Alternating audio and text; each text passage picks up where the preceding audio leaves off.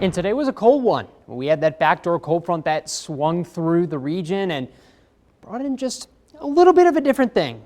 You know, we've seen so much consistency over the past couple of weeks. It's been nice to get a bit of a change in there. So our official high here in Reno, 46 degrees, a little bit below the average of 49 for this time of year. Notice, by the way, that our average is not 48 anymore, it's 49. So you're going to see that average high slowly increase moving forward. That low, as consistent as always, in the mid-20s overnight. We'll land actually a little bit colder than that tonight.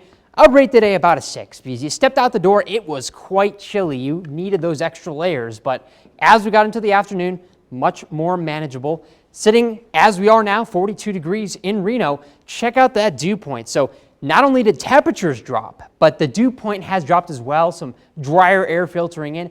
An 8-degree dew point is pretty indicative, actually, of the floor for overnight lows sometimes. I think tonight we're not really going to get down into the single digits, but we certainly have a decent shot of getting much colder than the 20s. Notice that wind, though, about 6 miles per hour. Not as much of an issue for us anymore, but certainly something that we saw earlier into the day, and especially in the mountains, those gusts. Now, we have drawn down with that, and we'll stay quiet, actually, heading through the rest of the weekend. But for us here in northern Nevada at this point, the name of the game is those colder temperatures. So notice the dew points in the single digits or around 10 degrees. As we get out the door on Sunday, around 7 a.m., we're going to start at about 28 by 10. But as you step outside, 21 degrees. I would even say that some of us are going to land in the teens, as you'll see, and then we'll rebound quite nicely to around 50 degrees in the afternoon. We're going to stick with the high pressure through the weekend. There is one area of low pressure that will swing just to our north. If you're a believer in the Euro, that would be early Wednesday.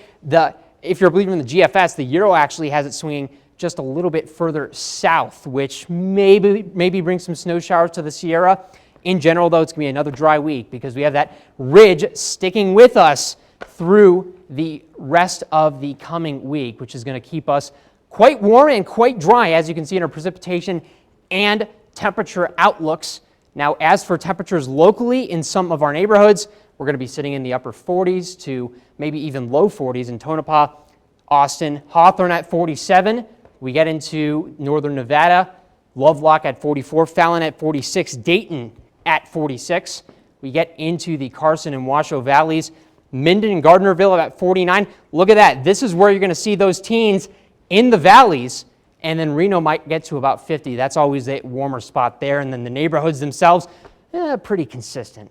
Closer to the mid to upper 40s, Sun Valley at 47, Somerset at 46. And that 7-day, just to show you, we have that quick little drop on Sunday. We sit at about 50 degrees, chilly out the door, and then we see that rebound Monday, 26 out the door then, and then sitting in the 50s the rest of the week. Yeah, it felt colder today, I thought, when you stepped outside.